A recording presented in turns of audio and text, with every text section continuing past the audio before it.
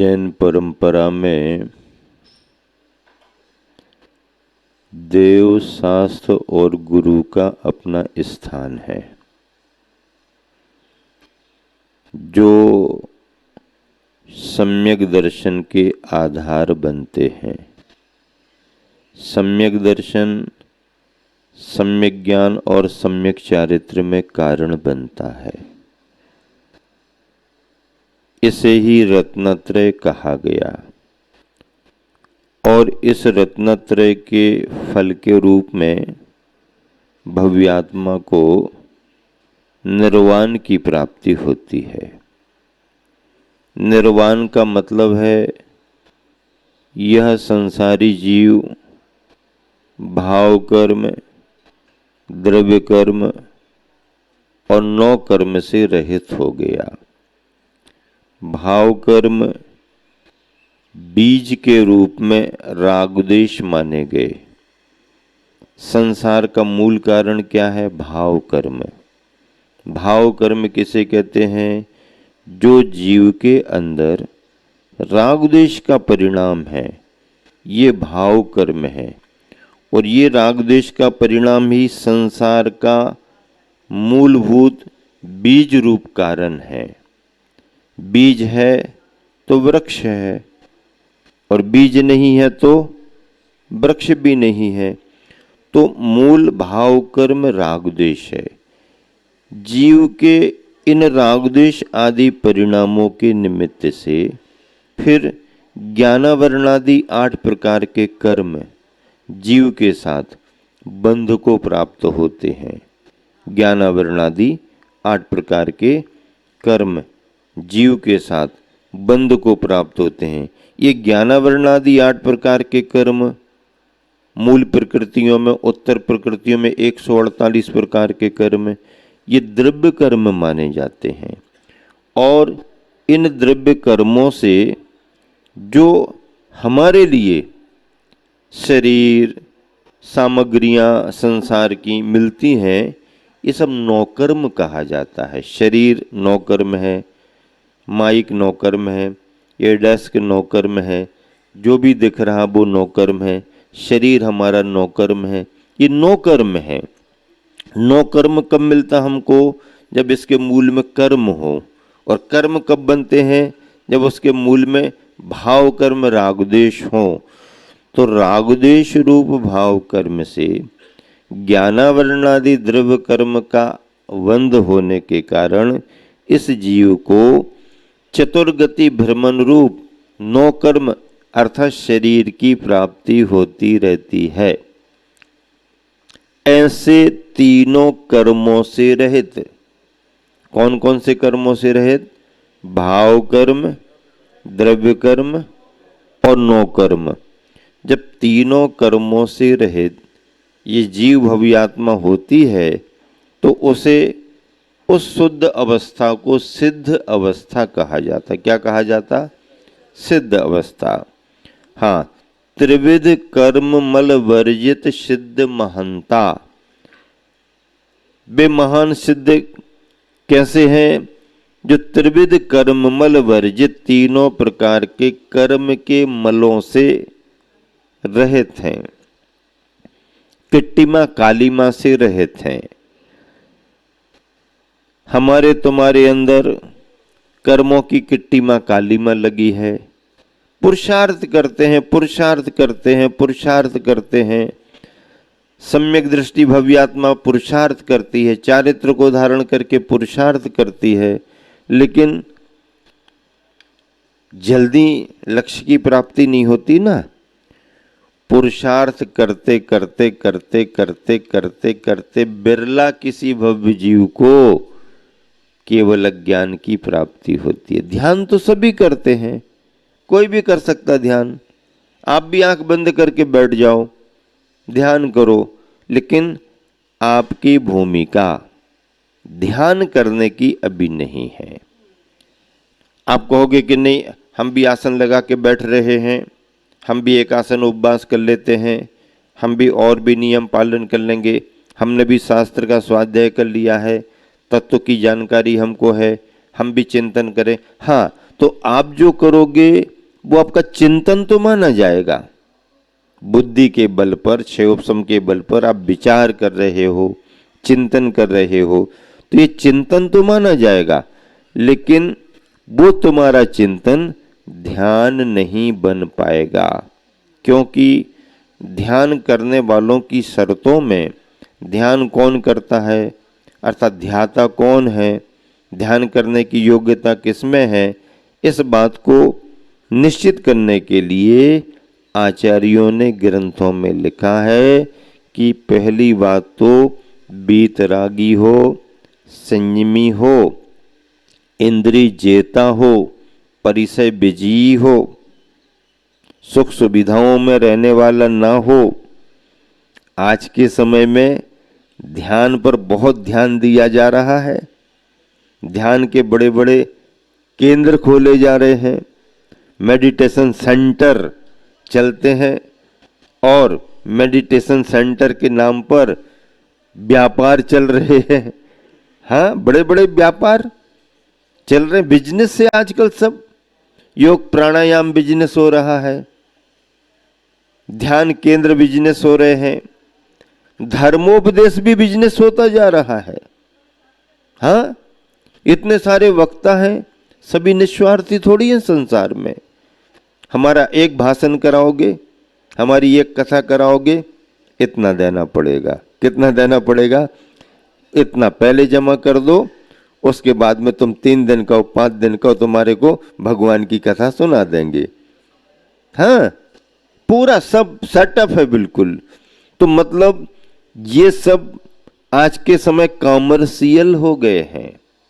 लेकिन जैन परंपरा जिस सूक्ष्मता को समझती है और धर्म के उपदेश में धर्मोपदेष्टा के लिए, विचारक विद्वान के लिए, वक्ता के लिए जो धर्म की भावना से निस्वार्थी होना चाहिए।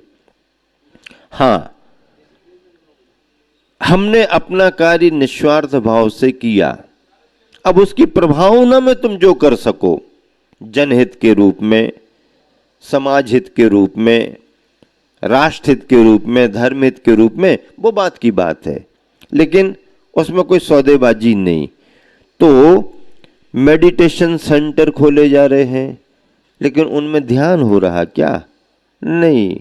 दिन भर के हारे थके, आपाधापी में लगे हुए बेग्रस्त जन, जो दिन भर व्याकुल चित्त रहे, उलझे रहे और सब तरफ से परेशान हो करके अब आए हैं, अब हमको थोड़ा ध्यान करा दो।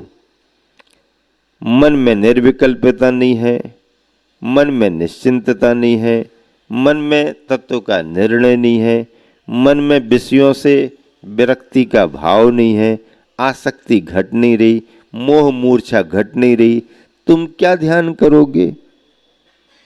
और अगर मोह मूर्छा आसक्ति घट गई है, वैराग्य का भाव आ गया है, कोई संयमी दीक्षित हो गया है, तो उसको फिर ध्यान करने के लिए कुछ करना थोड़ी पड़ता है। वो तो जहां बैठा है वहीं उसका ध्यान चल रहा है, जो कर रहा है उसमें उसका ध्यान चल रहा है। क्यों? क्योंकि विरक्त चित्त की सावधानी ही ध्यान मानी जाती है। ध्यान की परिभाषा क्या है? विरक्त चित्त कोई व्यक्ति हो और वो अगर सावधानी से प्रवृत्ति कर रहा है तो उस प्रवृत्ति की एकाग्रता को भी हम ध्यान कहते हैं। हाँ, ध्यान की परिभाषा एकाग्रता से बनती है। कभी कभी आमने सामने बातचीत करते करते और सामने वाले को ये आभास होने लगता है कि मैं बात तो इससे कर रहा हूँ, लेकिन इसके हाव भाव कुछ समझ में नहीं आ रहे, तो शायद ये कहीं और उलझ गया है। तो बातचीत करते करते फिर बीच में टोक दिया जाता है, भैया तुम सुन रहे कि नहीं सुन रहे? हाँ हाँ हाँ हाँ, अच्छा अच्छा अच्छा। अरे हमने इतना सुना दिया, तुमने ध्यान से नहीं सुना। कान से तो सुना है, लेकिन ध्यान से? तो कान से सुनने के बाद भी जब तक ध्यान से नहीं सुना जाएगा, ये अंदर उतरने वाला नहीं है।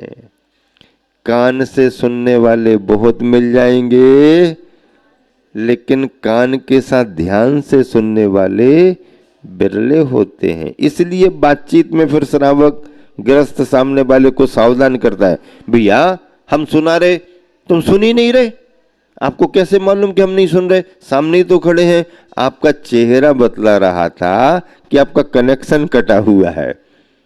फिर वो लौट करके आता है, हाँ तो कहाँ चले गए थे, कहाँ खो गए थे? अरे वो थोड़ा दुकान का हिसाब किताब ख्याल में आ गया था, तो सुन तो रहे थे आपकी बात, लेकिन ध्यान हमारा दुकान की तरफ चला गया था, बही खाते थोड़े से ख्याल में आ गए। मतलब सामने खड़ा है, देख भी रहा है, कान भी खुले हैं, आप बोल भी रहे हो, लेकिन अंदर से वो गायब हो गया। अंदर से वो कहां चला गया? शरीर से यहां खड़ा है पर भावों से गायब हो गया, उसका कनेक्शन वहां जुड़ गया। फिर आपने जब टोका तो लौट करके वापस आ गया। हाँ हाँ भैया अब सुनाइए आप, हाँ क्या कहना चाहते? अब देखो, अब अगर आप सुनाते हो तो आप जैसा सुनाओगे वैसा वो, हाँ बिल्कुल ठीक है, ऐसा है वैसा है, हाव भाव प्रकट करता है। तो ध्यान का मतलब क्या है? मन की एकाग्रता का नाम ध्यान है। ध्यान की परिभाषा क्या है? मन की एकाग्रता का नाम ध्यान है। मन की निराकुलता का नाम ध्यान है। मन की स्थिरता का नाम ध्यान है। इस ध्यान को तो पाने के लिए योगी जन अपना पुरुषार्थ करते हैं और उन्हीं के लिए संभव होता है। लेकिन गृहस्थ जन भी ध्यान ध्यान की बात सुन करके आकर्षित होता है और फिर वह इस ध्यान को पाने के लिए कुछ उपाय करता है। वर्तमान में गृहस्थों के लिए ध्यान के रूप में, ध्यान की पद्धति के रूप में जो भी उपाय कराए जा रहे हैं वो सारे उपाय ध्यान के नहीं हैं, बल्कि मन को विश्रांति देने के हैं।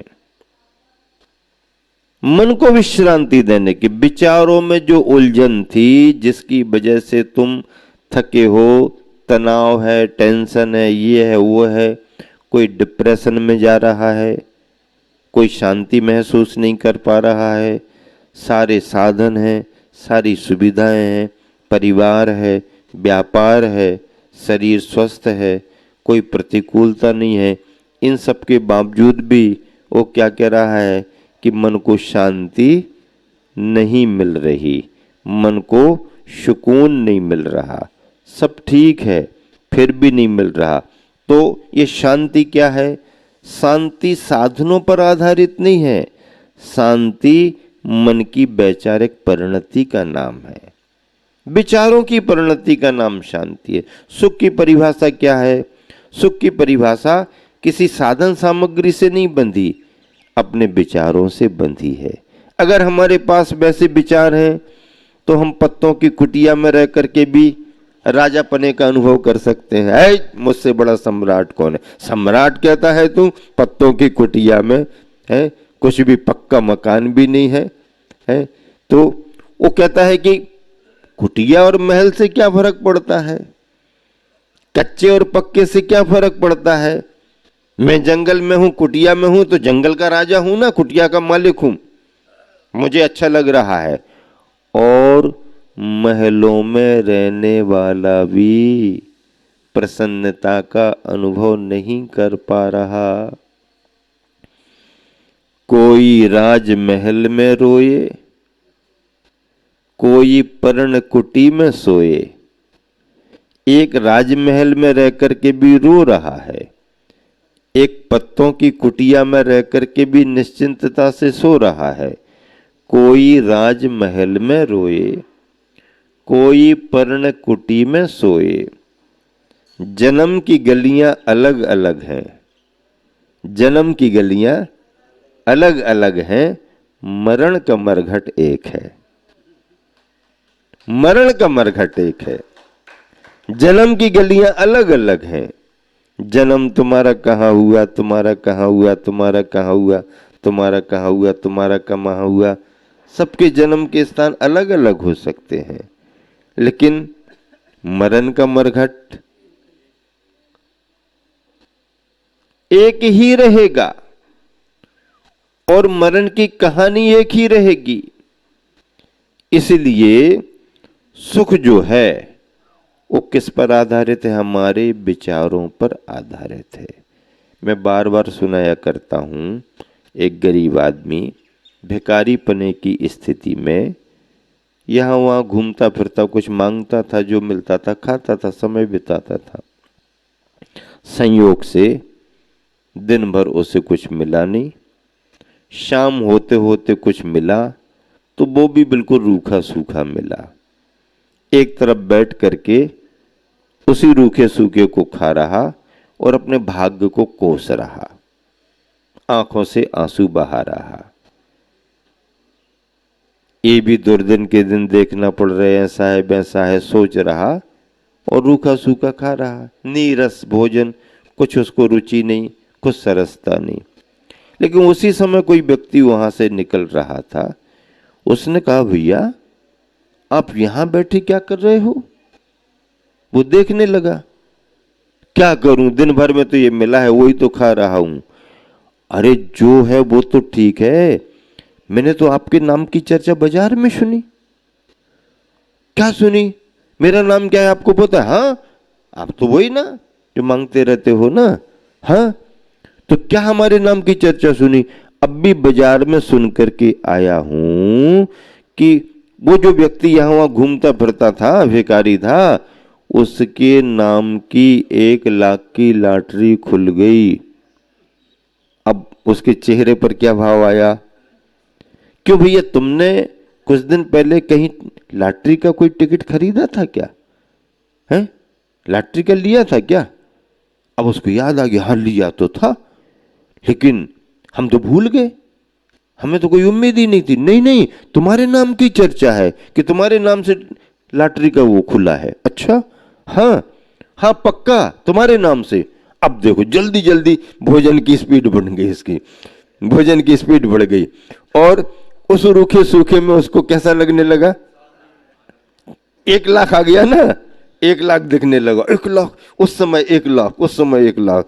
अरे अब जल्दी जल्दी करके उसको स्वाद ऐसा आने लगा जैसे गुलाब जामुन रसगुल्ला खा रहा हो, स्वादिष्ट हो गया, वही नीरस भोजन। अब दूसरी जगह देखो, रिसेप्शन में कोई व्यक्ति गया है, मित्रों के साथ है, हंसी मजाक के साथ भोजन कर रहे हैं, सभी तरह के व्यंजन हैं और उसने गुलाब जामुन उठा के मुख में रखी ही थी। फोन की घंटी बजी। फोन की घंटी बजते ही साथ उसने सुना, उसको फैक्ट्री कारखाने से मैसेज आया कि साहब ऐसा ऐसा ये नुकसान हो गया। अब बड़ा नुकसान हो गया, बड़ा लॉस हो गया। जैसे ही समाचार आया, अब रसगुल्ला गुलाब जामुन तो मुख में ही है, लेकिन चेहरे का रस समाप्त हो गया, फीका पड़ गया और तनाव में आ गया और आजू बाजू वाले सब समझ गए। कहने का मतलब ये है कि परिस्थितियां तो परिस्थितियां ही हैं, हमारे विचारों में जो स्थिति बनती है उसके अनुसार ही हमको सुख दुख का अनुभव होता है।